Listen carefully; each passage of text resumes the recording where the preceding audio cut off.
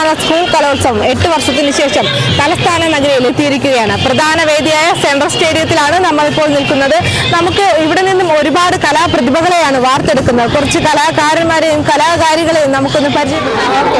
ഏത് സ്കൂളിനെ പ്രതിനിധീകരിച്ചാണ്? എറണാകുളം ജില്ല. എറണാകുളം ജില്ല. എപ്പോഴായിരുന്നു ഇവിടെ പ്രോഗ്രാം?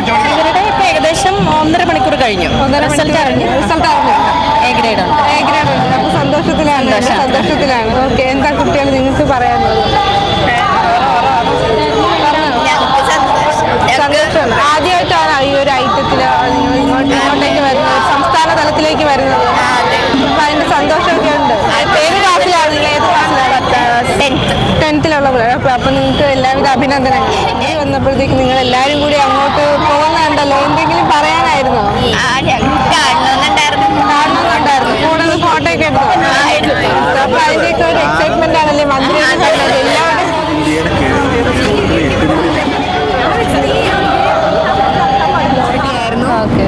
എ ഗ്രേഡ് ഉണ്ട്.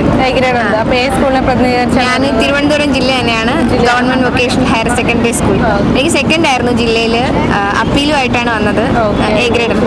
ഓക്കെ, അപ്പീലുമായിട്ട് വന്നതിന് ശേഷം എ ഗ്രേഡ് ലഭിച്ച? അതെ, നമ്മൾ മറ്റേ കുട്ടീനെ ചലഞ്ച് ചെയ്ത് നമ്മൾ കളിക്കണം. ആ കുട്ടിക്ക് ബി ഗ്രേഡ് ആണ്. ഓക്കെ, അപ്പൊ ആ ഒരു ഇതിന്റെ നിങ്ങളുടെ ആ ഒരു എഫേർട്ടിന്റെ സമ്മാനം ലഭിച്ചത്. ഏത് ക്ലാസ്സിലാണ്? എത്രാം ക്ലാസ്? ഞാൻ +1-ലാണ്. +1-ലാണ്. പേരെന്താണ്? ഗൗരി നന്ദാജി. ഗൗരി നന്ദ. ഓക്കെ, അപ്പം കണ്ടിട്ട്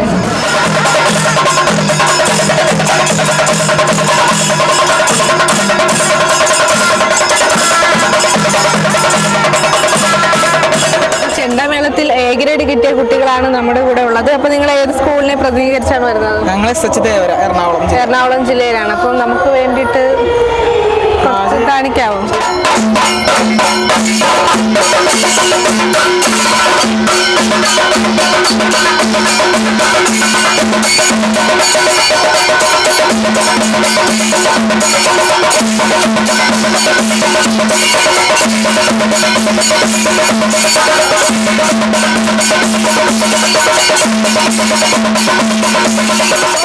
പോലെ വിജയ് ആരാണ്, ഏത് ജില്ലയാണെന്നറിയാൻ കാത്തിരിക്കുകയാണ്. സമാപനം 8-ാം തീയതിയാണ്. അപ്പോൾ മാത്രമേ നമുക്ക് അറിയാൻ പറ്റൂ ഏത് ജില്ലയാണ് അല്ലെങ്കിൽ ഏത് സ്കൂളാണ് ഏറ്റവും കൂടുതൽ മാർക്ക് ലഭിച്ചതെന്ന്. ഒരുപാട് കലാപ്രതിഭകളെ വാർത്തെടുക്കുന്ന കലോത്സവം. വർഷത്തെയും പോലെ കലാപ്രതിഭകൾ ഈ വർഷവും ഉണ്ടാകട്ടെ എന്ന് നമുക്ക് ആശംസിക്കാം.